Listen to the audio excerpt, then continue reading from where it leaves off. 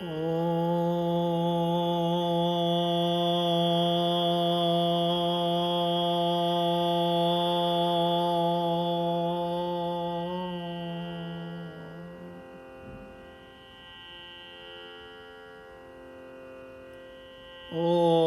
സദാശിവസമാരംഭാം ശങ്കരാചാര്യമധ്യമാം അസ്മദാചാര്യപര്യന്താം വന്ദേ ഗുരുപരമ്പരാം. ശ്രുതിസ്മൃതിപുരാണാനാം ആലയം കരുണാലയം. നമാമി ഭഗവത്പാദം ശങ്കരം ലോകശങ്കരം. ശങ്കരം ശങ്കരാചാര്യം കേശവം ബാദരായണം. സൂത്രഭാഷ്യകൃതൗ വന്ദേ ഭഗവന്തൗ പുനഃ പുനഃ.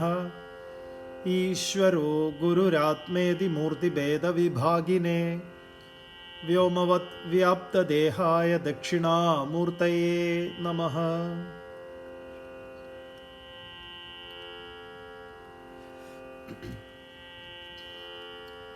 ഹരിയോ. എല്ലാവർക്കും നമസ്കാരം. ഭഗവത്ഗീത ജ്ഞാനയജ്ഞത്തിലേക്ക് ഏവരെയും സഹർഷം സ്വാഗതം ചെയ്യും. സാംഖ്യയോഗം 2-ാം അധ്യായം. ഇന്ന് 20-ാമത്തെ ദിവസമാണ്. കഴിഞ്ഞ 20 ദിവസമായി നമ്മളിത് തുടങ്ങിയിട്ട്. നിങ്ങളുടെ എല്ലാ പിന്തുണയും അതിനൊക്കെ നന്ദി പറയുന്നു. ചിലർ ചോദിക്കുന്നുണ്ട് ഇത് എന്നാണ്, എത്ര ദിവസം ഉണ്ടാവും എന്ന്.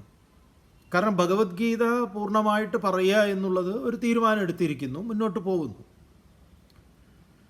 നോക്കാം. ഏതായാലും ഇന്നലെ ഈ വിഷയത്തിൽ മരണവും മരണാനന്തരവും ആത്മാവും ജീവനും ശരീരവും ഇതിലൊരു കഥ പറയാം എന്ന് പറഞ്ഞാണ് നമ്മൾ നിർത്തിയത്. ഇന്നലെ ഇതിൻ്റെ പിന്നീട് പറയാം എന്ന് പറഞ്ഞത്, നാളെ പറയാം എന്ന് പറഞ്ഞതിന് ആ കഥ, ഇത് വളരെ മനോഹരമായിട്ടുള്ളൊരു കഥയാണ്. കഥയിലൂടെയാണ് ഈ തത്വങ്ങളെല്ലാം പറഞ്ഞിരിക്കുന്നത്. നമ്മുടെ പുരാണങ്ങളും ഇതിഹാസങ്ങളും ഈ തത്വങ്ങളെ കഥാരൂപത്തിൽ അവതരിപ്പിച്ചിട്ടുള്ളതാണ്. ഇത് ഒരു ചക്രവർത്തിയെ കുറിക്കുന്ന കഥയാണ്. ആസീദ് രാജ സാർവഭൗമ ശൂരസേനേഷു വൈ നൃപ ചിത്രകേതു രുതിഖ്യാതോ യസ്യാസീദ് കാമദുങ്മഹി. ചിത്രകേതു എന്ന പേരിൽ ഒരു ചക്രവർത്തി ഉണ്ടായിരുന്നു. അദ്ദേഹത്തിന് ശൂരസേന രാജ്യങ്ങളിലും, ഈ ചക്രവർത്തി എന്ന് പറഞ്ഞാൽ അനേക രാജ്യത്തിൻ്റെ ഉടമയാണ്, രാജാവല്ല. ചക്രവർത്തി അതിൻ്റെ മുകളിലുള്ള ആളാണ്. ചക്രവർത്തിയാണ്. അദ്ദേഹത്തിന് സാധിക്കാത്തതായിട്ടുള്ള യാതൊന്നും തന്നെ ഇല്ല. ഏറ്റവും വലിയ തമാശ, അല്ലെങ്കിൽ നമ്മളെ അത്ഭുതപ്പെടുത്തുന്നത്, പലപ്പോഴും നമ്മൾ കരുതിയിട്ടുള്ളത് ശ്രീകൃഷ്ണനാണ് ഏറ്റവും കൂടുതൽ ഭാര്യമാരുള്ളത് എന്നാണ്. അങ്ങനെയല്ല. ഏറ്റവും കൂടുതൽ ഭാര്യമാരുള്ളത് ആർക്കാണ് എന്ന് ചോദിച്ചാൽ ഇതാ ഈ ചിത്രകേതു എന്ന് പറയുന്ന ചക്രവർത്തിക്കാണ്. പറയുന്നു ശ്രീശുകൻ പരീക്ഷിത്തിനോട്, തസ്യ ഭാര്യ സഹസ്രാണി ദശാഭവൻ സന്താനികശ്ചാപി നൃപോ നലേഭേ താസു സന്തതിം. തസ്യ ഭാര്യ, അവന് ഭാര്യമാര് സഹസ്രാണി ദശ അഭവത് എന്ന് പറഞ്ഞാൽ 1000 മിനിറ്റ് 10,000 ഗുണിക്കണം 10,000 10 എന്ന് പറഞ്ഞാൽ കോടി. അപ്പോൾ 1 കോടി ഭാര്യമാരുണ്ടായിരുന്നു. ആർക്ക്? ചിത്രകേതുവിന്. ഒരു ജില്ലയിൽ എത്ര സ്ത്രീജനങ്ങളുണ്ടാവും? പ്രായപൂർത്തിയായ, എന്നാലോചിച്ച് നോക്കൂ, 1 കോടിയാണ്. 1 കോടി ആളുകളാണ്. നമുക്കറിയില്ല കേരളത്തിൽ എത്ര സ്ത്രീകളുണ്ട്. ആ കണക്ക് നോക്കിയാൽ മനസ്സിലാവുമല്ലോ.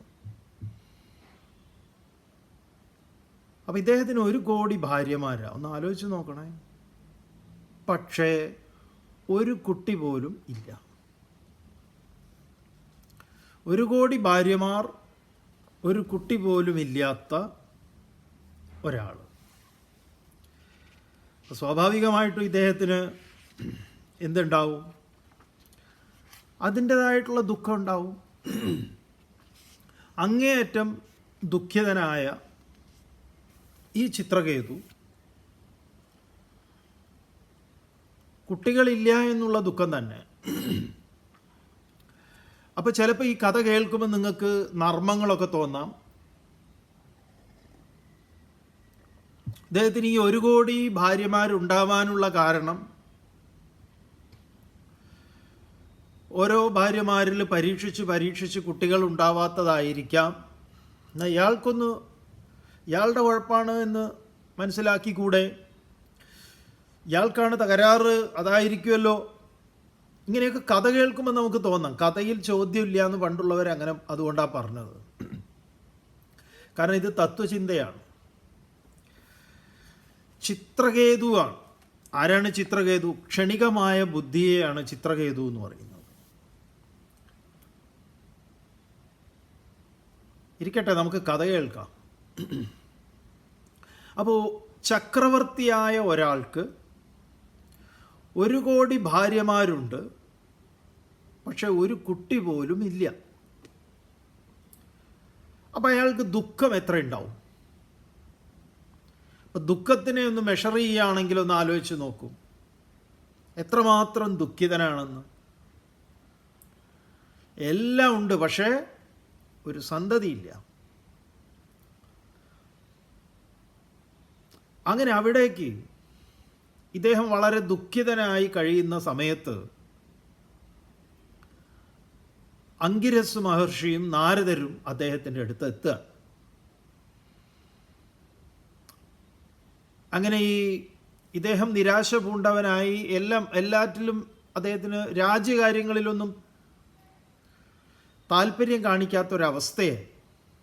അപ്പോൾ ഇദ്ദേഹത്തിനെ ഉപദേശിക്കാൻ വേണ്ടിയിട്ടാണ് ഇവർ 2 പേരും വന്നത്. അങ്ങനെ അവരാദ്യം ഇദ്ദേഹത്തിന് ഉപദേശം, അപ്പോൾ ഇദ്ദേഹത്തിനോട് ചോദിച്ചു. ആദ്യം ചോദിക്കുന്നത്, എങ്ങനെയുണ്ട് രാജ്യകാര്യങ്ങളൊക്കെ? നന്നായി നടക്കുന്നില്ലേ? മന്ത്രിമാരൊക്കെ അങ്ങേക്ക് വശംവദരല്ലേ?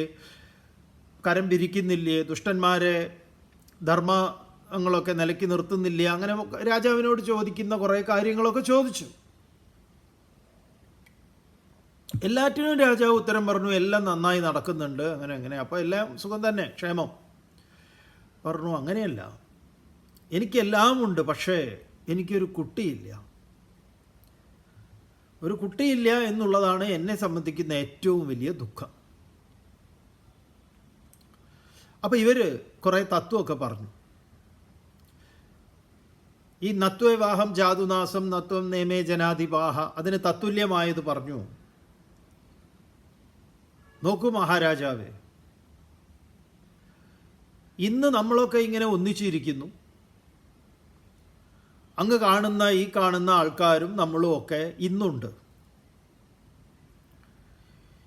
നാളെ നമ്മളൊക്കെ ഈ ശരീരം വിട്ടുപോയി കഴിഞ്ഞാൽ ഈ കൂടിച്ചേർന്നത് നിൽക്കുന്ന ഇതൊക്കെ മറ്റൊരു കൂടിച്ചേരലായിട്ട് നിൽക്കും. ഇതൊക്കെ ഇത്രയേ ഉള്ളൂ. പല ധാന്യങ്ങൾ, ഈ ഗോതമ്പ്, അരി, നെല്ല്, ഇതൊക്കെ ഇങ്ങനെ ഉണ്ടായി താഴെ വീണുപോയി, പിന്നെ വീണ്ടും മുളയ്ക്കും. ചിലത് മുളയ്ക്കും, ചിലത് മുളയ്ക്കില്ല. ഇത്രയൊക്കെ ഉള്ളൂ എന്നൊക്കെ പറഞ്ഞ് കുറച്ച് ഫിലോസഫിയൊക്കെ പറഞ്ഞു. പക്ഷെ ആൾ അതുകൊണ്ടൊന്നും തൃപ്തനായില്ല. അങ്ങനെ അവസാനം അദ്ദേഹത്തിന് ഇവർ വളരെ കാര്യമായിട്ട് പല തത്വങ്ങളും അവതരിപ്പിച്ചിട്ടുണ്ട്, ഗംഭീരമായിട്ട്. അദ്ദേഹം അതിലൊന്നും അദ്ദേഹം തൃപ്തനായില്ല. അവസാനം ഇവർ അദ്ദേഹത്തിനെ അനുഗ്രഹിച്ചു. എന്നിട്ട് പറഞ്ഞു, നിങ്ങൾക്കൊരു പുത്രൻ ജനിക്കും. ആ പുത്രൻ സന്തോഷവും സന്താപവും രണ്ടും നൽകുന്നവർ. സത്യത്തിൽ കുട്ടികൾ ഇത് രണ്ടും നൽകുന്നുണ്ട് നമുക്ക്, പുത്രനാവട്ടെ പുത്രിയാവട്ടെ, സന്തോഷവും തരും ദുഃഖവും തരും. ഇത് ഇതിൽ ഒഴിവാക്കാൻ പറ്റാത്തതാണ്, ഇതിൻ്റെ കൂട്ടത്തിലുള്ളതാണ് അത്. അങ്ങനെ ഈ 1 കോടി ഭാര്യമാരിൽ ഒരു ഭാര്യയുണ്ട്, കൃതദ്യുതി എന്ന് പറഞ്ഞിട്ട്. അങ്ങനെ കൃതദ്യുതിയിൽ ചിത്രകേതുവിന് ഒരാൺകുട്ടി ജനിച്ചു. എന്നാലോചിച്ച് നോക്കണേ. അപ്പോൾ ഈ ആൺകുട്ടി ജനിച്ചു കഴിഞ്ഞപ്പോഴേക്കും ഇദ്ദേഹത്തിൻ്റെ സന്തോഷം എത്രയാണ്, എത്രമാത്രം ദുഃഖിതനായിരുന്നുവോ ആ രാജാവ് ഭയങ്കര സന്തോഷവാനായി, അതിരില്ലാത്ത സന്തോഷത്തിൻ്റെ ഉടമയായി. കുട്ടി ജനിച്ചു എന്നറിഞ്ഞതോടുകൂടി എന്താണ് ദാനധർമാദികൾ, മറ്റുള്ള കൊട്ടാരത്തിലെ എല്ലാവരെയും സന്തോഷിപ്പിക്കൽ, അയ്യോ. അതിലുപരി ഈ കുട്ടി ജനിച്ചു എന്നുള്ള കാരണം കൊണ്ട് കൃതദ്യുതി രാജാവിന് ഈ ചിത്രകേതുവിന് അത്യന്തം പ്രിയപ്പെട്ടവളായി തീർന്നു. അപ്പം ഈ 1 കോടി ഉള്ളതിൽ ഈ ഒരാളുടെ വീട്ടിലായി രാജാവ്. അവൾക്ക് വേണ്ടി വലിയ പുതിയ മന്ദിരമൊക്കെ പണിത് അതിൽ കുട്ടിയെയും കളിപ്പിച്ച് ഈ ചിത്രകേതു കൃതദ്യുതി അങ്ങനെ കഴിയുകയാണ്. അങ്ങനെ കഴിയുമ്പം ഈ കുട്ടിയെ നോക്കാൻ ഒരുപാട് തോഴിമാരുണ്ട്. ചക്രവർത്തിയല്ലേ, ഒന്നിനും ഒരു കുറവുണ്ടാവില്ലല്ലോ. പക്ഷെ ഈ കൃതദ്യുതി ഒഴിച്ച് ബാക്കി ഭാര്യമാർ അവരൊക്കെ തന്നെ വിഷാദം പൂണ്ടവരായി. അവർക്ക് ഈ സന്തോഷത്തിൽ പങ്കുകൊള്ളാൻ സാധിക്കാത്തവരായി. അവരിങ്ങനെ അവിടെ ഒരു വാട്സാപ്പ് ഗ്രൂപ്പ് ഉണ്ടാക്കി. കൃതദ്യുതിയുടെ നമ്പർ മാത്രം ആഡ് ചെയ്തിട്ടില്ല. അവരങ്ങനെ വാട്സാപ്പ് ചാറ്റും വോയിസ് മെസ്സേജും ഇങ്ങനെ ചിത്രകേതുവും കൃതദ്യുതി അങ്ങനെ കുട്ടിയൊക്കെ ആയിട്ട് ഇരിക്കുന്നതും അവരുടെ സല്ലാപങ്ങളും ഇതൊക്കെ ഇവർ ഷെയർ ചെയ്തിട്ട് ഇവർ സ്വയം പറയാൻ തുടങ്ങി, നമ്മളിപ്പോൾ ഇസ്പയുടെ 7ാം കൂലികളായി എന്ന്. നമ്മൾ എന്തിനാണ് ഇവിടെ ചായ അടിക്കാൻ വന്നവരാണോ? ഇങ്ങനെയുള്ള നാടൻ വർത്തമാനങ്ങളൊക്കെ ഇവർ പറഞ്ഞു. അവസാനം ഓരോരുത്തർ ഐഡിയാസൊക്കെ പറഞ്ഞു. അവസാനം ഇവരെല്ലാവരും കൂടെ ഒരു ഐക്യത്തിലെത്തി. അവർ പറഞ്ഞു, നമുക്ക് ഈ രാജാവിനെ, ഇദ്ദേഹത്തെ പഴയതുപോലെ നമ്മുടെ ഭവനങ്ങളിലേക്ക് കിട്ടാത്തതിൻ്റെ കാരണം കൃതദ്യുതിയും അവൾക്ക് ജനിച്ച കുട്ടിയുമാണ്. ഇതിങ്ങനെ മുന്നോട്ട് പോയി കഴിഞ്ഞാൽ താമസം വിനാ നമ്മളൊക്കെ ഇവിടുന്നേ പുറത്താവും. എന്തെങ്കിലും ചെയ്തേ പറ്റൂ. അപ്പം അവരുടെ കൂട്ടത്തിലെ ശകുനിമാമനെ പോലെയുള്ള അവർ തന്നെ പദ്ധതി ആലോചിച്ചു. എന്താണ്? കുട്ടിക്ക് നമുക്ക് വിഷം കൊടുക്കാം, കുട്ടിയെ വിഷം കൊടുത്തു കൊല്ലാം. ഓക്കെ, തീരുമാനിച്ചു. അവരത് പ്രകാരത്തിൽ പദ്ധതി ആസൂത്രണം ചെയ്ത് കുട്ടിയെ വിഷം കൊടുത്ത് കൊന്നു.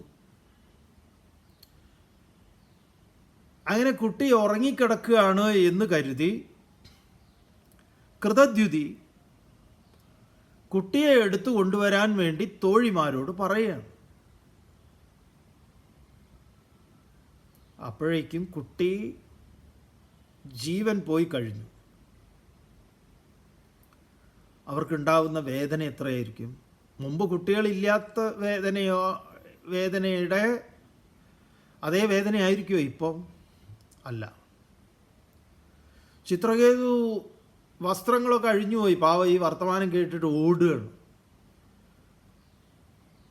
അദ്ദേഹം ബോധം കെട്ട് വീണു.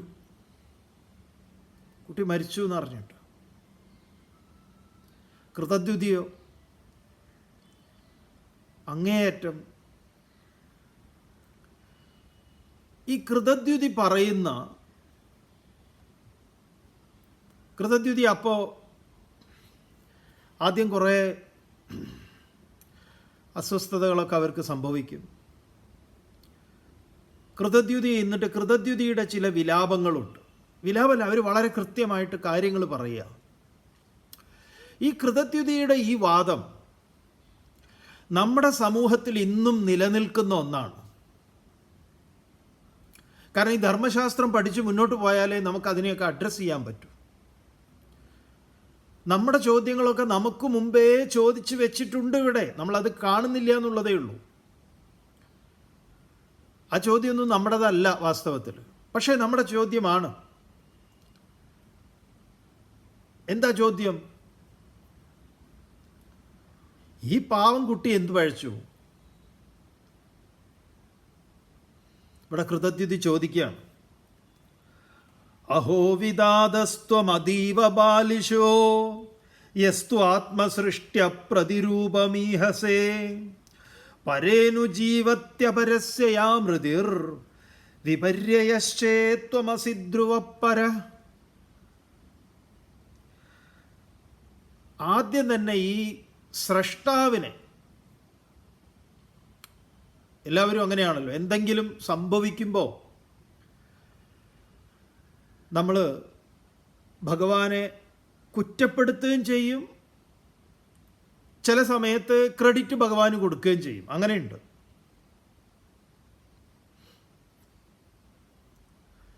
ഈ വിവേകാനന്ദ സ്വാമികളുടെ അച്ഛനായിട്ടുള്ള വിശ്വനാഥ് ദത്തയും ഭുവനേശ്വരി അമ്മ ഭുവനേശ്വരിയും തമ്മിൽ ഈ വിശ്വനാഥ് ദത്തയുടെ അവസാന ദിവസം അതൊരു വല്ലാത്ത ദിവസമാണത്. ഭയങ്കര ഒരു ഹൃദയസ്പർശിയായിട്ടുള്ള ദിവസമാണ്.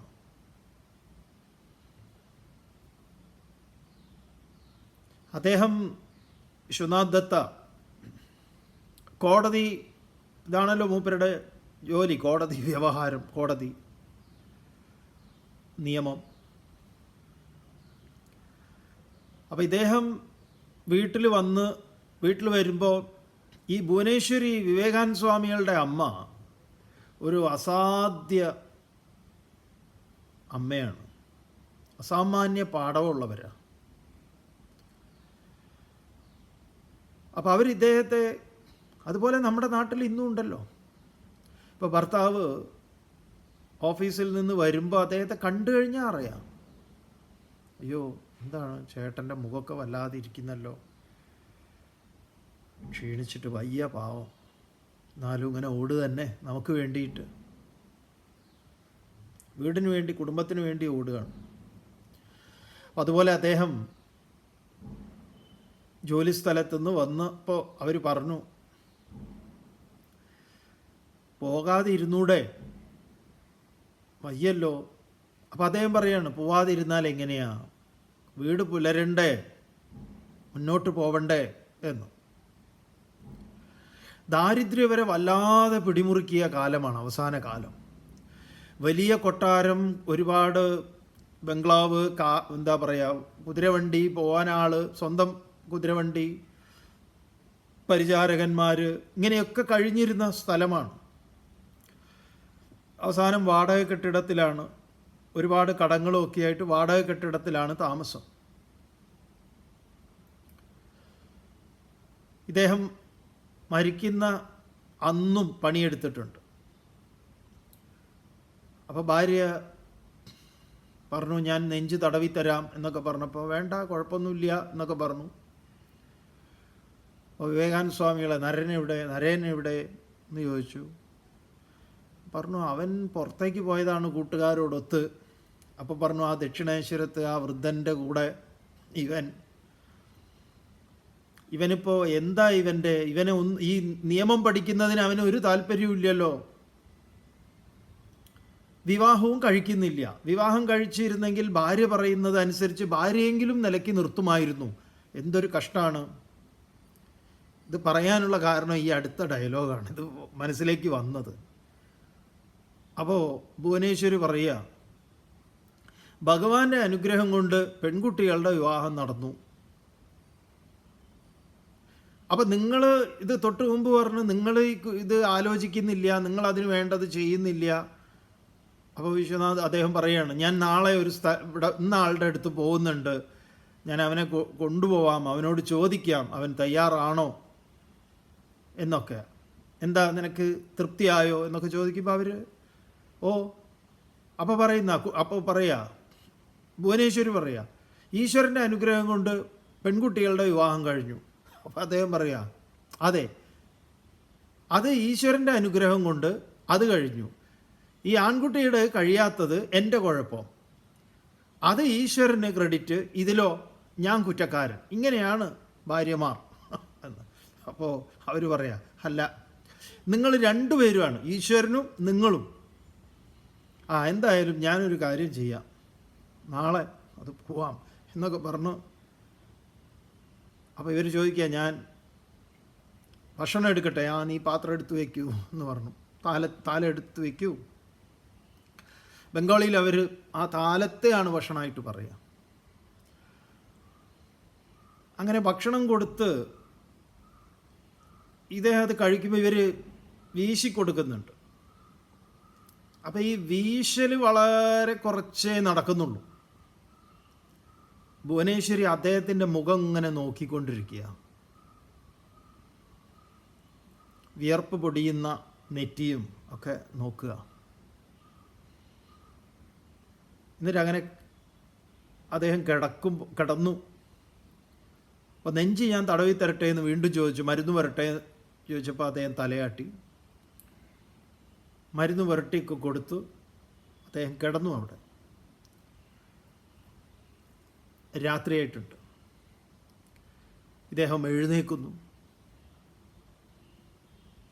അപ്പോഴേക്കും ഇവർക്ക് ഭയപ്പാടായി. എഴുന്നേൽക്കുന്നു, ഛർദ്ദിക്കാൻ വേണ്ടി പുറത്തേക്ക് പോകുന്നതിന് മുമ്പ് അദ്ദേഹം ഛർദ്ദിക്കുന്നു അതിനകത്ത് തന്നെ.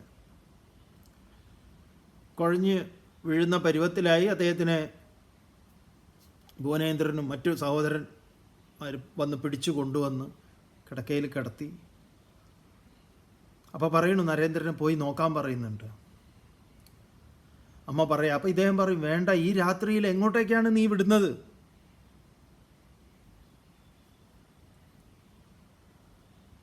ഈ രാത്രിയിൽ അവനെ എവിടെ പോയി കാണാനാ? അപ്പോൾ ഇവർക്കറിയാം, ഈ ഭുവനേശ്വരിക്കറിയാം ഇവനെ എവിടെയൊക്കെ ഉണ്ടെന്ന്. ഇവൻ അവിടെ വരാഹനഗറിലുണ്ടാവും. അവിടെയാണ് രാമകൃഷ്ണദേവൻ്റെ സങ്കേതം. വരാഹനഗറിൽ ഈ ഭവനാഥനുണ്ട്. വചനാമൃതം വായിച്ചാൽ നിങ്ങൾക്കറിയാം ഇവരൊക്കെ. അപ്പോൾ ഭവനാഥൻ്റെ വീട്ടിലുണ്ടാവും, നീ പോയി നോക്ക്. അവിടെ വരാഹനഗറിലാണ് ഇപ്പോൾ രാമകൃഷ്ണ മിഷൻ ഇരിക്കുന്നത്, കൽക്കട്ടയിൽ. ബരാഹ എന്ന് അവർ പറയും, വാന്ന് പറയില്ല. അവിടേക്ക് ഓടുകയാണ് ഒരുത്തൻ. രാത്രി 2-2:30 മണി. സ്വാമിജിയെ മുട്ടി വിളിക്കുന്നത്. സ്വാമിയൊന്നും അല്ലല്ലോ അന്ന്, നരേന്ദ്രൻ. കോളേജിൽ പഠിക്കുന്ന കാലം. കോളേജ് പഠിപ്പൊക്കെ കഴിഞ്ഞ് ഈ രാമകൃഷ്ണദേവനുമായിട്ടുള്ള സമ്പർക്കങ്ങൾ തുടങ്ങിയുള്ള കാലമാണ്. മൂപ്പർക്ക് അതിനു മുമ്പ് ഇങ്ങനെ ഈ ഈശ്വരാനുഭവങ്ങളൊക്കെ ഉണ്ടായിട്ട് ഇങ്ങനെ തെരുവിലൂടെയൊക്കെ ഇങ്ങനെ നടക്കുന്നുണ്ട്. പക്ഷെ അതിലേറ്റവും വളരെ ഒരു ഹൃദയസ്പൃക്കായിട്ടുള്ളൊരവസ്ഥ എന്ന് പറയുന്നത്, ഇദ്ദേഹം നരേന്ദ്രൻ വീട്ടിലേക്ക് എത്തും, അപ്പോഴേക്കൊക്കെ കഴിഞ്ഞിട്ടുണ്ടാവും. ആളുകളൊക്കെ കൂടി നിൽക്കുന്നു. അപ്പോൾ വിവേകാനന്ദ സ്വാമികൾ അവിടെ മൂലയിൽ, മൂപ്പര് നരേന്ദ്രൻ മൂലയിൽ ഇങ്ങനെ ഒരു മുഷിഞ്ഞ വസ്ത്രമൊക്കെ ആയിട്ട് അങ്ങനെ ഇരിക്കുകയാണ്, ആകെ കൂടെ അസ്വസ്ഥനായിട്ട്. അപ്പോൾ ആരൊക്കെയോ വന്നിട്ട് അമ്മയോട് എന്തൊക്കെയോ പറയുന്നുണ്ട്. സ്വാമിജി ദൂരെ നിന്ന് നോക്കുകയാണ് ഇതൊക്കെ. അപ്പോൾ അവർ ഭുവനേശ്വരി അകത്ത് പോയിട്ട് കുറച്ച് സ്വർണങ്ങളൊക്കെ എടുത്ത് അവർക്ക് കൊടുത്ത് എന്തൊക്കെയോ പറഞ്ഞു. അവരതുമായിട്ട് പോകുന്നുണ്ട്. അപ്പോഴാണ് ചോദിക്കുന്നത്, നരേന്ദ്രൻ ചോദിക്കുകയാണ് അമ്മയോട്, അമ്മ ഇതെന്താണ് ഇതൊക്കെ എന്ന്. അപ്പോൾ പറയുക, അവർക്ക് കാശ് കൊടുക്കാനുണ്ട് മോനെ, നമ്മൾ കുറേ കടക്കാരാണ്, അപ്പോൾ അതിന് പകരം ഞാൻ കൊടുത്തതാണ്, ഇനിയും കുറേ കൊടുക്കാനുണ്ട് എന്നൊക്കെ. അപ്പോൾ ഈ നരേന്ദ്രൻ ചോദിക്കുകയാണ്, അമ്മേ ഞാനിതൊന്നും അറിഞ്ഞില്ലല്ലോ, അമ്മ എന്താ എന്നോട് ഇതൊന്നും പറയാഞ്ഞത്? അപ്പോൾ ഈ ഭുവനേശ്വരി മാതാവ്, ആ പേര് തന്നെ ഗംഭീരാണ്, ഭുവനത്തിന് മുഴുവൻ ഈശ്വരിയാണ്. അവർ പറയുന്ന വർത്തമാനമുണ്ട്. അവർ പറയാണ്, ഇത് ഞാൻ പറയാതെ നീ അറിയേണ്ടതല്ലേ എന്നുള്ളതാണ് അവർ പറയുന്നത്. നിന്നെ നോക്കാൻ 2-3 പരിചാരകന്മാരുണ്ടായിരുന്നല്ലോ. നമുക്ക് സ്വന്തമായി കാളവണ്ടി ഉണ്ടായിരുന്നില്ലേ, കുതിരവണ്ടി ഉണ്ടായിരുന്നില്ലേ? മൂപ്പർക്ക് പണ്ട് കുതിരക്കാരനാവണമെന്ന് ആഗ്രഹം ഉണ്ടായിരുന്ന ആളാണ് വിവേകാനന്ദ സ്വാമികൾക്ക്, നരേന്ദ്രന്. അപ്പോഴാണ് പൂജാമുറി കൊണ്ടുപോയിട്ട് വേണം കുതിരക്കാരനാവണം എന്ന് പറഞ്ഞിട്ട് ഈ ഭുവനേശ്വരി മാതാവ് പൂജാമുറിയിൽ ഈ പറഞ്ഞ ഗീതോപദേശം കാണിച്ചു കൊടുത്തിട്ട് അതിലെ കുതിരക്കാരനെ കാണിച്ചു കൊടുത്തു. ഇതുപോലെ എന്ന് പറഞ്ഞു കൊടുത്തതാണ്. ശ്രീകൃഷ്ണനെ പോലെയുള്ള ഒരു കുതിരക്കാരനാവണം എന്ന് അതിനെ ഉദ്ദീപിപ്പിച്ചു വിട്ട അമ്മയാണ്. അപ്പോൾ അവർ പറയുകയാണ്, നിനക്ക് എത്ര പരിചാരകരുണ്ടായിരുന്നു, നമുക്ക് സ്വന്തമായ കുതിരവണ്ടി ഉണ്ടായിരുന്നു, ഇപ്പോഴതൊന്നുമില്ലല്ലോ. വലിയ മാളികയിൽ നിന്നല്ലേ നമ്മളിപ്പോൾ ഈ കൊച്ചു വാടക വീട്ടിലേക്ക് മാറിയത്. ശരിയാണ്, ഞാൻ നിന്നെ അടുത്തിരുത്തി ഓരോ കാര്യങ്ങളും പറഞ്ഞു തന്നിട്ടില്ല, പറയാതെ അറിയേണ്ടതല്ലേ.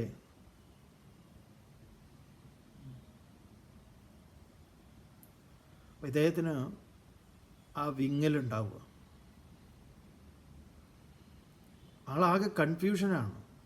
ഞാൻ എന്ത് ഏറ്റെടുക്കണം എന്നുള്ളത്, ഈ വീടിൻ്റെ ഭാരം ഏറ്റെടുക്കണോ? രാമകൃഷ്ണദേവനുമായിട്ട് അത് പങ്കുവയ്ക്കുന്നുണ്ട്. ഒക്കെ അറിയാം, നമുക്കറിയാം ആ ചരിത്രം.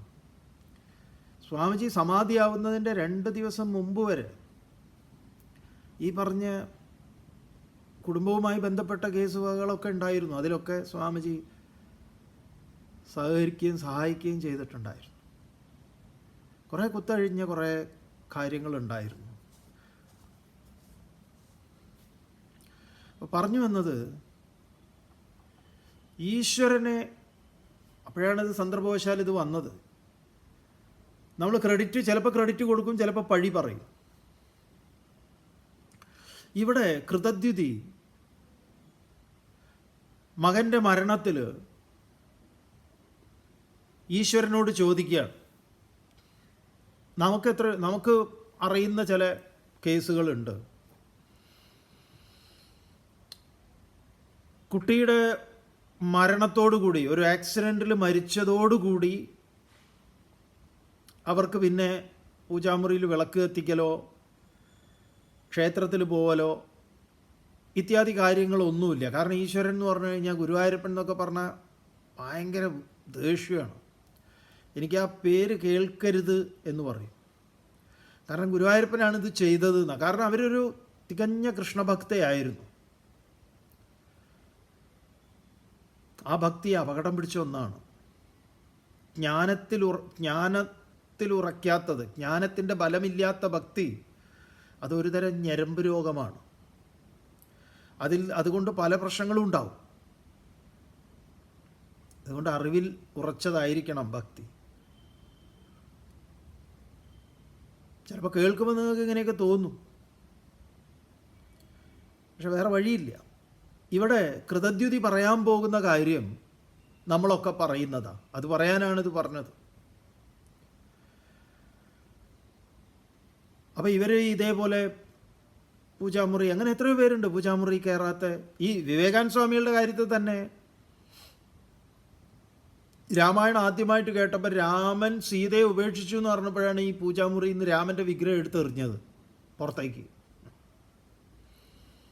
ആ സ്വാമിജിയാണ് പിന്നീട് അടയാളപ്പെടുത്തുന്നത് അവിടെ വേറൊരു ദൈവം ഉണ്ടായിരുന്നു, ഒരാളെടുത്ത് പുറത്തെറിഞ്ഞപ്പോഴും പരമശിവൻ അവിടെ ഉണ്ടായിരുന്നു എന്നുള്ളത്. അങ്ങനെ ഹിന്ദുക്കളായ ഞങ്ങൾക്ക് കുറേ എണ്ണുണ്ട്, തള്ളാനും കൊള്ളാനും. അപ്പോൾ ഇവിടെ കൃതദ്യുതി, അഹോ വിധാതസ്ത്വം അതീവ ബാലിശോ.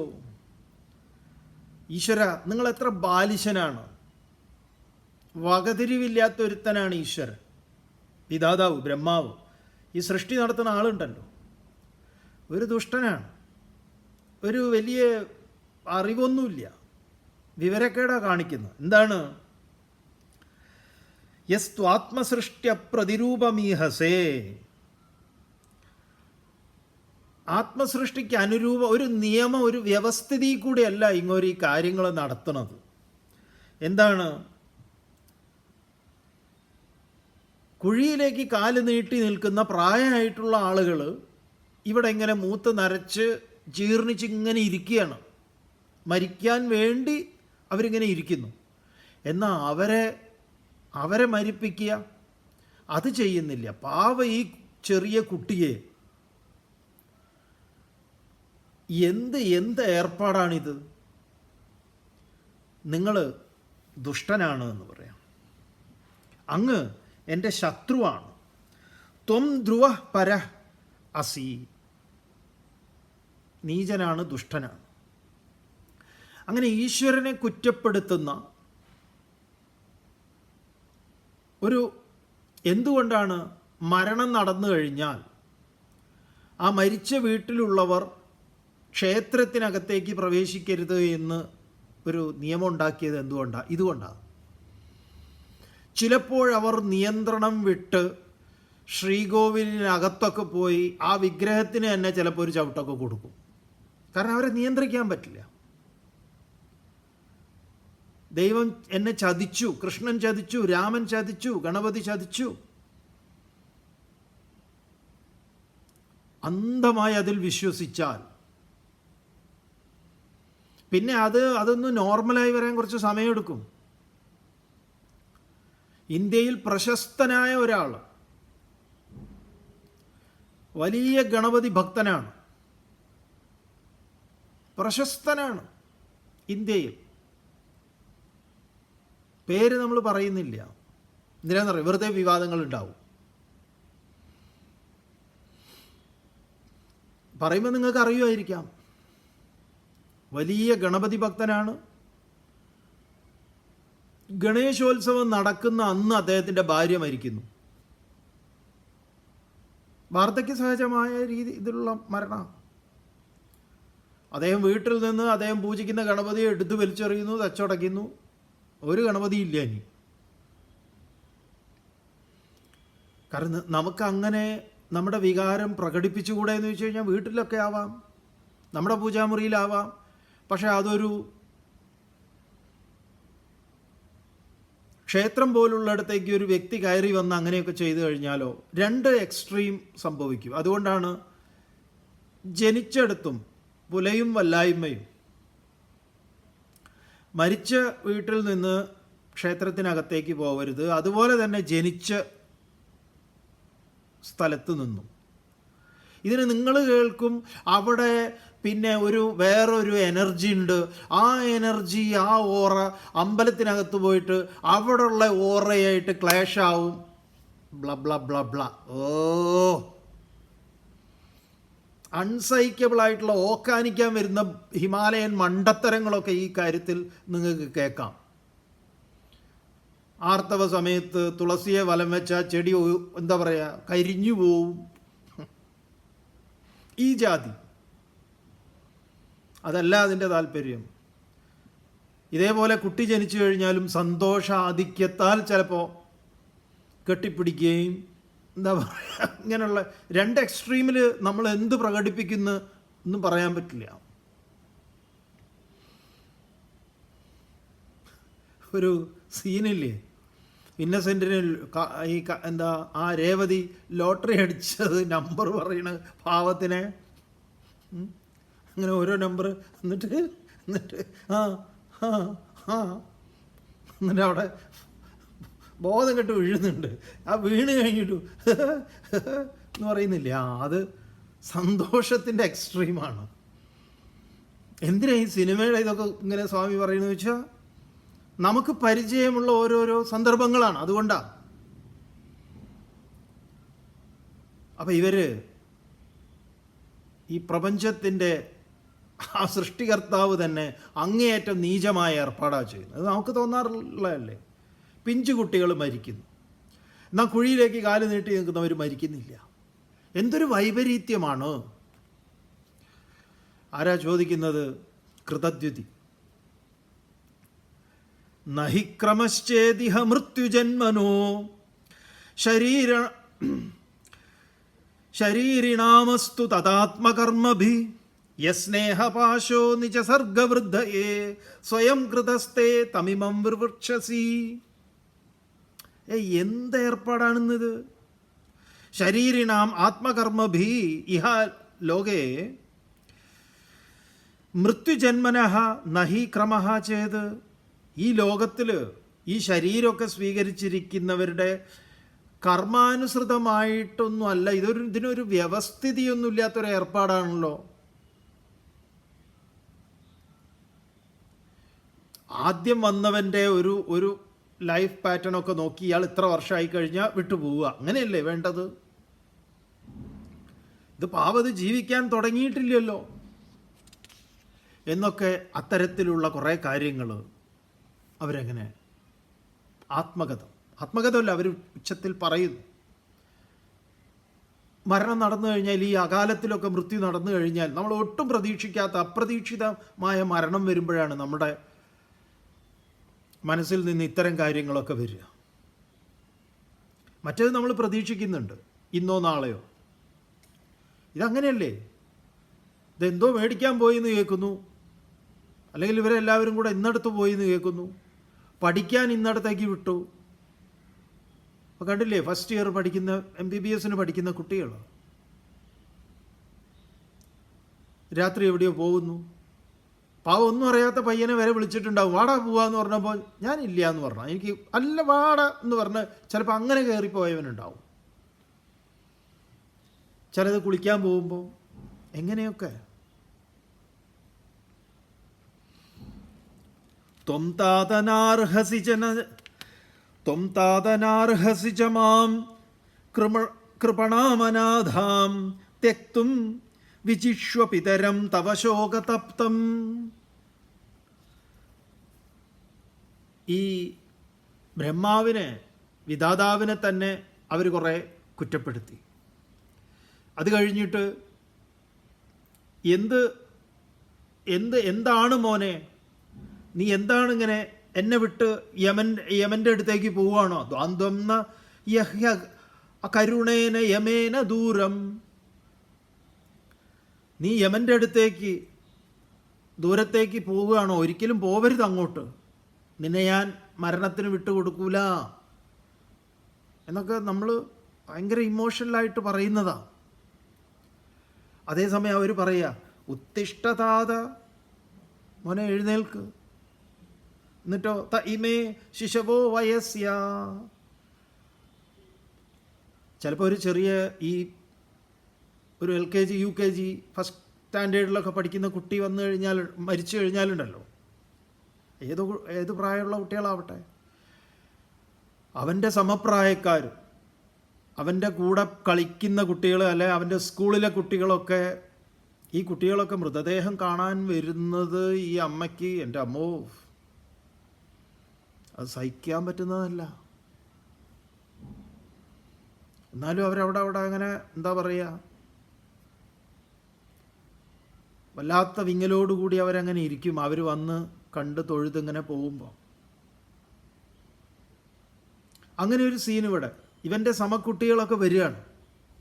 അപ്പോൾ പറയാണ്, ദാ ഉത്തിഷ്ഠതാത, മോനെ എഴുന്നേക്ക്. ഇമേ ശിശവോ വയസ്യ, നിന്റെ പ്രായത്തിലുള്ളത് ഈ കുട്ടികൾ നിന്നെ ത്വാം ആഹ്വയന്തി, നിന്നെ വിളിക്കുന്നു. അവർ ഈ അത്തും പുത്തും പോലെ ഓരോന്നായേ, നിന്നെ കളിക്കാൻ വിളിക്കുന്നടാ, നീ എഴുന്നേക്ക്. സുപ്തശ്ചിരം ഹ്യശനാച ഭവാൻ പരീതോ ഭുങ്ക്ഷ്വസ്തനം പിപശുചോ ഹരനസ്വകാനാം. നീ എഴുന്നേക്ക്, മുല കുടിക്കൂ, ഞാൻ നിനക്ക് പാല് തരാം. ഇങ്ങനെ പാവം അവർ ഓരോന്നും പറയുന്നു. അവരുടെ എല്ലാ വികാരങ്ങളും അവർ പുറത്തേക്ക് വയ്ക്കുന്നു. അവസാനം അവർ ഈ മരണത്തെ സ്ഥിരീകരിക്കുന്നു. ഞാൻ അറിയുന്നു നീ ഈ ലോകം വിട്ടുപോയി, എന്നെ വിട്ടുപോയി എന്ന്. അവർ ഈ മരണത്തെ സ്ഥിരീകരിച്ച് അവസാനം ഈ തീവ്ര ദുഃഖിതരായിട്ടുള്ള ഇവരുടെ അടുത്തേക്ക് വീണ്ടും അങ്കിരസും നാരദരും വരുന്നു. എന്താണ് കൃതദ്യുതി ചോദിക്കുന്നത് എന്ന് പറഞ്ഞാൽ, ആദ്യം അവർ ഈ പ്രപഞ്ച വ്യവസ്ഥിതിയെ കുറ്റം പറയും. ഇതൊരു ശരിയായിട്ടുള്ളൊരു ഏർപ്പാടല്ല. ഈ ദൈവം എന്നൊക്കെ പറഞ്ഞാൽ എന്ത് ദൈവം, ഏത് ദൈവം? അങ്ങനെ ഒരു ദൈവമൊന്നുമില്ല. അങ്ങനെ ഒരു ദൈവമുണ്ട്, ഇത് ചെയ്യുമോ, ഈ പണി ചെയ്യുമോ? ദൈവത്തിൻ്റെ ജോലി ഇതൊന്നും അല്ല എന്ന്. അതാണ് ഈ കുഴപ്പം. നമ്മുടെ ധാരണയാണ് അതൊക്കെ. ഈ ഫ്ലൈറ്റ് ഡിലേ ആയി അല്ലെങ്കിൽ മിസ്സായി ഒക്കെ വരുമ്പോൾ നമ്മൾ ഈ കൗണ്ടറിൽ നിൽക്കുന്നവനെ തെറി പറയുന്നത് പോലെയാണ്. അയാൾ പാവം എന്ത് ചെയ്യാനാ? അയാൾ അവിടെ ഒരു സ്റ്റാഫാണ്. അയാൾ ഇതിൻ്റെ ഓപ്പറേഷനായിട്ട് അയാൾക്ക് ഒരു ബന്ധവുമില്ല. ചിലപ്പോൾ കാണാം ചിലർ ഈ ഇതിനകത്ത് കയറിയിട്ടും ഈ എയർ ക്രൂസിനോടും അവരോടും ഇവരോടൊക്കെ ഭയങ്കര ജാതി ബഹളം ഉണ്ടാക്കൽ. ഒരാവശ്യമില്ല. നിങ്ങൾക്ക് അങ്ങനെ എന്തെങ്കിലും പരാതി ഉണ്ടെങ്കിൽ ആ പരാതികളൊക്കെ ബോധിപ്പിക്കുന്നതിന് പ്രോപ്പറായിട്ടുള്ള വഴിയൊക്കെ ഉണ്ട്. ആ വഴിയിൽ ചെയ്യാവും. ഒരു കസ്റ്റമർ കെയർ സംവിധാനമൊക്കെ ഉണ്ട്. എല്ലാറ്റിനും ഉണ്ടാവും. എന്തായാലും ഇവിടെ അവരുടെ വേദന പങ്കുവെച്ചു. അവസാനം അവരതിനെ സ്ഥിരീകരിക്കുന്നു. ഇവൻ ഞങ്ങളെ വിട്ടുപോയി എന്ന്. അവരാ തീവ്ര ദുഃഖത്തിൽ രണ്ടുപേരും കഴിയുമ്പോൾ അവിടേക്ക് വീണ്ടും നാരദനും അങ്കിരസും വന്ന് അവർക്ക് വീണ്ടും ഉപദേശം കൊടുക്കുന്നു. ആ ഉപദേശം കൊണ്ടൊന്നും അവർ തൃപ്തരാവുന്നില്ല. അങ്ങനെ വരുമ്പോൾ അവർ ഈ കുട്ടിയെ ജീവിപ്പിക്കുന്നു. ഇതാണ് ഇതിലെ ഏറ്റവും പ്രധാനപ്പെട്ടൊരു ഭാഗം. ഇതാണ് നമ്മൾ മനസ്സിലാക്കേണ്ടത്. ഈ കുട്ടിയെ ജീവിപ്പിക്കുന്നു. ഈ കുട്ടിയോട് പറയണു നാരദരും, ജീവാത്മൻ പശ്യഭദ്രം തേ മാതരം പിതരം ച തേ സുഹൃദോ ബാന്ധവാം സ്തപ്താൻ ശുചാ ത്വത്കൃതയാഭൃശം. മോനെ ജീവാത്മൻ, ഹേ ജീവൻ. ജീവൻ എന്നാണ് സംബോധന ചെയ്യുന്നത്. ആരെ? ഈ കുട്ടിയല്ല, നമ്മുടെ ഉള്ളിലുള്ള ജീവൻ. ജീവനോടാണ് പറയുന്നത്. ഹേ ജീവാത്മന് ഭദ്രം, നിനക്ക് മംഗളം വരട്ടെ. ഇതാ ത്വയാ ശുച, നിന്നാൽ ദുഃഖിക്കപ്പെട്ട് നിന്റെ അച്ഛനും അമ്മയും ഇവിടെ മറ്റുള്ളവരുമൊക്കെ വിഷമിച്ചിരിക്കുന്നു. അതുകൊണ്ട് നീ എഴുന്നേൽക്കൂ, ഇവരെ സമാധാനിപ്പിക്കൂ. ഇങ്ങനെയുള്ള കാര്യമൊക്കെ പറഞ്ഞു. ഇതാണ് നീ ഇതാ വീണ്ടും നിന്റെ ശരീരത്തിൽ പ്രവേശിച്ച് ഇവരോടൊപ്പം സുഖമായിട്ട് കഴിയൂ എന്ന്. അപ്പം ജീവൻ പറയുകയാണ്. അതാണ് നമ്മുടെ ശാസ്ത്രത്തിൻ്റെ ഒരു മഹത്തരമായ ഒന്ന്. ജീവ ഉവാച, ജീവനെ കൊണ്ട് മറുപടി പറയിപ്പിക്കുന്നു. ഈ കുട്ടിയല്ല പറയുന്നത്, ജീവൻ പറയുക. എന്താ ജീവൻ പറയുന്നത്? ജീവൻ ചോദ്യം ചോദിക്കുക. കസ്മിൻ ജന്മനി അമീമഹ്യം പിതരോ മാതരോ ഭവൻ കർമ്മഭിർ ബ്രാഹ്മ്യമാണസ്യ ദേവതിര്യങ്ക്രിയോനിഷു. കസ്മിൻ ജന്മനി, ഏത് ജന്മത്തിലെ അമീമഹ്യം പിതരഹ മാതരഹ അഭവൻ. ജീവൻ ഇത് പറയുമ്പോൾ ജീവൻ്റെ ചോദ്യം തികച്ചും ന്യായമാണ്. എൻ്റെ ഏത് ജന്മത്തിലെ ഏതച്ഛനെക്കുറിച്ചും ഏതമ്മയെക്കുറിച്ചുമാണ് നിങ്ങൾ പറയുന്നത്? ഏതച്ഛനെയാണ് എനിക്ക് സന്തോഷിപ്പിക്കേണ്ടത്? ഏതമ്മയെയാണ് എനിക്ക് സന്തോഷിപ്പിക്കേണ്ടത്? എൻ്റെ ഏത് ശരീരത്തിൽ? കർമ്മഭിർ ബ്രാഹ്മ്യമാണസ്യ, എന്താണ്? കർമ്മങ്ങളാൽ ബ്രാഹ്മ്യമാണ്. ദേവതിര്യങ്ക്രിയോനിഷു, പല യോനികളിൽ എന്താ പറയുക, ദേഹങ്ങളെ സ്വീകരിച്ച് കടന്നുപോയിട്ടുള്ള ആളാണ് ഞാൻ. അപ്പം ഏത് ജന്മത്തിലെ, ഏതമ്മയുടെ, ഏതച്ഛൻ്റെ ദുഃഖത്തെയാണ് ഞാൻ തീർത്തു കൊടുക്കേണ്ടത്? ഗംഭീര ചോദ്യമാണ്, മറുചോദ്യമാണ്. എന്നിട്ട് ആ കുട്ടി വളരെ പ്രധാനപ്പെട്ട ഒരു ഉദാഹരണം പറയാം. യഥാ വസ്തൂനി പണ്യാനി ഹേമാദീനി തസ്തതഃ തതസ്തതഃ പര്യടന്തി നരശ്വേവം ജീവോ യോനിഷു കർത്തൃഷു.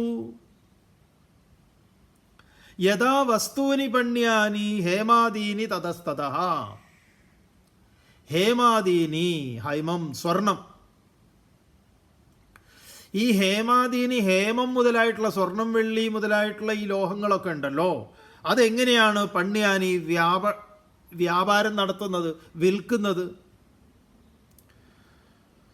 അപ്പം നിങ്ങളൊരു പവൻ്റെ മാല ജ്വല്ലറിയിൽ കൊണ്ടുപോയി വിറ്റു, അവിടുന്ന് കാശും മേടിച്ചു നിങ്ങൾ പോയി. ആ മാലയെ ആ ജ്വല്ലറിക്കാരൻ ഉരുക്കി വളയാക്കി. എന്നിട്ട് അത് വേറൊരാൾ മേടിച്ച് ആ വളയിട്ട് പോകുമ്പോൾ നിങ്ങൾക്കതിൽ അവകാശമുണ്ടോ? ഇല്ല. നിങ്ങൾ വിറ്റ വസ്തുവിൽ നിങ്ങൾക്ക് ഇതുപോലെ അവകാശമുണ്ടോ? ഇത് ഈ ഇരിക്കുന്ന ജീവൻ ഇരിക്കുന്ന ഒരു സമയമുണ്ട്, പോക്കുവരവ്. നമ്മൾ ഈ വസ്തു പ്രമാണം ചെയ്തു കഴിഞ്ഞാൽ ചെയ്യുന്ന ഒരു പരിപാടി ഉണ്ടല്ലോ, പോക്കുവരവ്. ഈ പോക്കുവരവിനെ കുറിച്ചാണ് ജീവൻ പറയുന്നത്.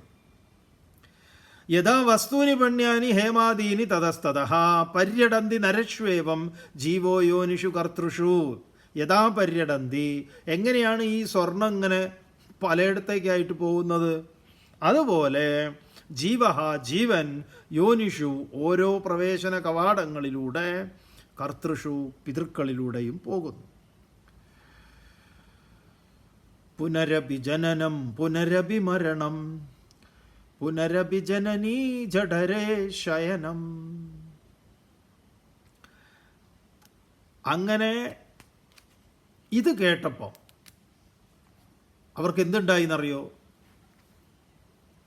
ബുദ്ധി ഉറച്ചു. ബുദ്ധി പൂർണ്ണമായി ഉറച്ചു. ഇത് ഭാഗവതത്തിൽ വരുന്നതാണ്, ചിത്രകേതു ഉപാഖ്യാനം. ബുദ്ധി പൂർണ്ണമായി ഉറച്ചു എന്ന് പറയാൻ പറ്റില്ല. എന്തായാലും തൽക്കാലം അവർ നദീസ്നാനമൊക്കെ ചെയ്ത് അവിടെ വെച്ച് നാരദർ മന്ത്രമൊക്കെ ഉപദേശിച്ചു കൊടുത്തു. ഓം നമോ ഭഗവതേ വാസുദേവായ ഇത്യാദി മന്ത്രങ്ങളൊക്കെ ചൊല്ലി ആ നദിയിൽ സ്നാനം ചെയ്തപ്പോൾ അവർക്ക് കുറച്ചൊരു സമാധാനം കിട്ടി, അങ്ങനെ പറയും. അങ്ങനെ ഈ ജ്ഞാനോപദേശമൊക്കെ കിട്ടിക്കഴിഞ്ഞിട്ടാണ് വൃത്രാസുരൻ്റെ കഥ പറയുമ്പോൾ ഇത് പറയും.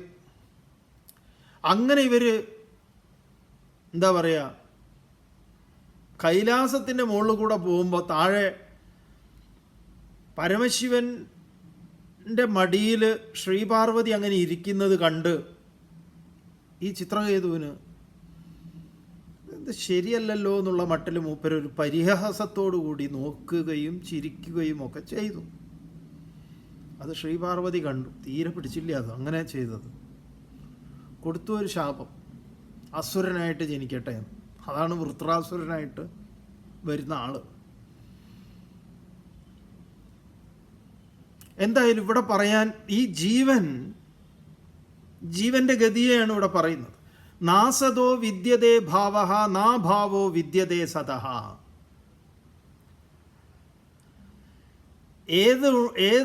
ഏതിന് ഇല്ലായ്മയില്ല? ജീവന് ഇല്ലായ്മയില്ല. ശരീരത്തിനോ അതിനൊരു അസ്തിത്വമൊന്നുമില്ല. ഉള്ളതിന് ഇല്ലായ്മയോ ഇല്ലായ്മയ്ക്ക് ഉണ്മയോ ഇല്ല.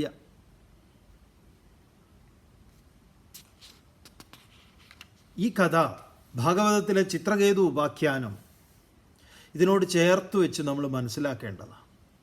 ജീവൻ പറയുന്നത് ഏത് ജന്മത്തിലെ അച്ഛൻ, ഏത് ജന്മത്തിലെ അമ്മ. ഞാൻ ഒരുപാട് സ്ഥലങ്ങളിൽ കൂടെ കടന്നുപോയിട്ടുണ്ട്.